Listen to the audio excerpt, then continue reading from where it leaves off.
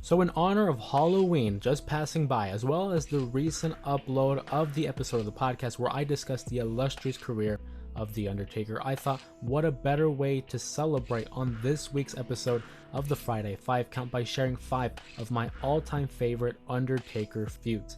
Of course, before we jump into that list, make sure you please like, share, and subscribe to keep up to date with all the pro wrestling content that is discussed here on this channel. And with that being said, let's go ahead and jump right into it. At number 5, I think The Undertaker has had so many rivalries, so many feuds that help define who he was and is as an individual and as a professional wrestler.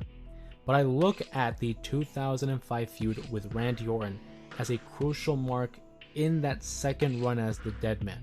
You see, in 2004, The Undertaker would return using the Dead Man gimmick, and we started seeing subtle changes to his in-ring style, but I think it was here in 2005 when he faced Randy Orton on countless matches throughout the calendar year that he was able to adapt and display a little bit more of an MMA approach, a little bit of realism in his fighting style.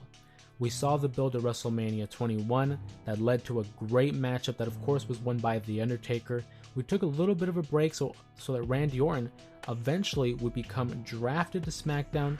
Then they would pick up their feud having a match at SummerSlam in which Randy would win. This would then lead to their casket match at No Mercy, and then the Survivor Series return by The Undertaker, and then culminating inside Hell in a Cell at the Armageddon event. Of course, if you are familiar with my content here on YouTube, then you know how proudly I look back at this feud because of the supernatural ability. Me, personally, as a horror fan and a pro wrestling fan, I love when we're able to combine the two in the same medium. Now, leading up to the Armageddon matchup itself, that's where we saw the most of that supernatural aspect. But from an in-ring, from a storyline, and from an entertainment standpoint, I really think that this feud with Randy Orton helped both. It helped Undertaker adapt his style, but it also helped elevate Randy Orton to that next level. At number 4, I have The Undertaker's feud with Mankind, also known as Dude Love, Cactus Jack, and Mick Foley, whatever you want to refer to him as, but in the case of this rivalry, it was Mankind who was challenging The Undertaker pretty much on a daily basis. You see, Mankind, who had made his debut following WrestleMania 12, made it a mission to tackle on the Lord of Darkness. You look at their feud that had culminated from the 90s and even led to some of the 2000s. The Undertaker really met his match with Mankind. Obviously, there was another big opponent that he would face later in the late 90s, but up until this point in 96, The Undertaker and Mankind, I felt like, were the perfect yin and yang. These guys were made to do battle, just from a psychological standpoint. You look at their legendary encounters that included the Boiler Room Brawl, the Buried Alive matchup, and of course, who could ever forget the iconic Hell in a Cell matchup.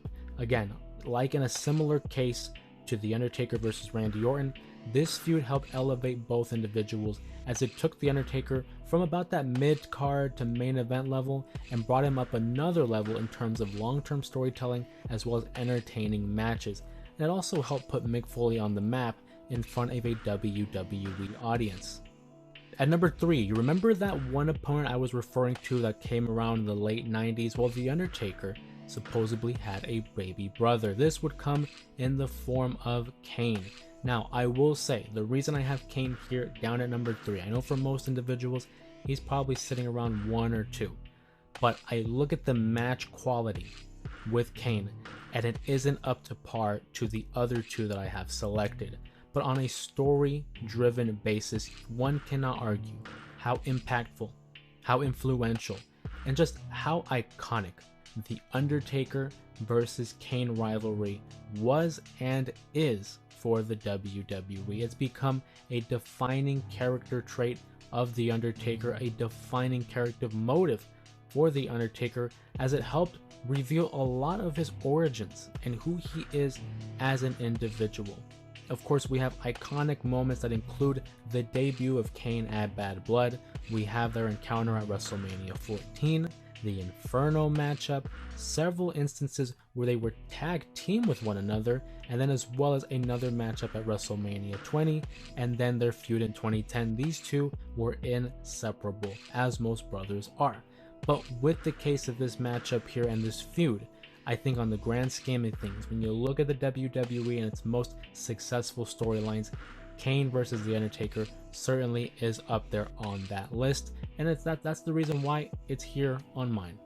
At number 2, I have The Undertaker's feud with Triple H. This is a rivalry that would span decades, leading from the mid-90s all the way to as far as the late 2020s.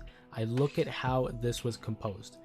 Starting with in the early 90s, you have Hunter Hearst Helmsley, who's a brash, arrogant, and cocky heel, and The Undertaker, who is the leader of the locker room. It evolves to where they are now at each other's ends into 2001, when they're feuding for WrestleMania 17. But for me, where it really picks up is WrestleMania 27 and WrestleMania 28. Coming fresh off of back-to-back matches with Shawn Michaels at those WrestleManias, the level of story, the match quality, that is what elevates it here to number 2. His iconic encounter at WrestleMania 27 that proved to be one of the most brutal matches in recent memory, and then WrestleMania 28, which many of you might recall, one of my favorite Hell in a Cell matches as well. But this leads directly into the number 1 spot. For me, the perfect adversary. My favorite opponent of The Undertaker is Shawn Michaels. You're looking at a contrast of styles. Shawn Michaels, the smaller, quicker opponent to that of The Undertaker's larger and stronger stature. We had them have the matchup, of course, at Bad Blood, the first ever instance of the Hell in a Cell matchup, the casket match that would put Shawn Michaels on the shelf for 4 years. You had the battle at Royal Rumble 2007, 2008 that led into the WrestleMania matchups in 2009 and 2010. Every single time these two got in the ring, it was guaranteed to be a great matchup. I myself struggle to find a better pair of opponents. Every time these guys touched in the ring, it was magic. Whether it was the story of D-Generation X versus The Undertaker in the 90s, whether it was the story of good versus evil at WrestleMania 25, or it was just that desperation that Shawn Michaels had to defeat the one man he couldn't defeat at WrestleMania 26. And I won't lie, there's a little bit of bias there because I was able to see WrestleMania 26 live and see The Undertaker versus Shawn Michaels. I think for sure in the case of in-ring and in the case of just stories, it's hard to argue, you won't be able to convince me otherwise, that this is the number 1 feud for The Undertaker in the grand scheme of things. But hey, if you want to try to convince me, go ahead and sound off in the comments. Let me know what you think about this week's list, and if you enjoyed it, give the video a thumbs up, subscribe to the channel for more videos like this, and of course, my name is Jose Ramos Jr., and I'll see you guys in the next one.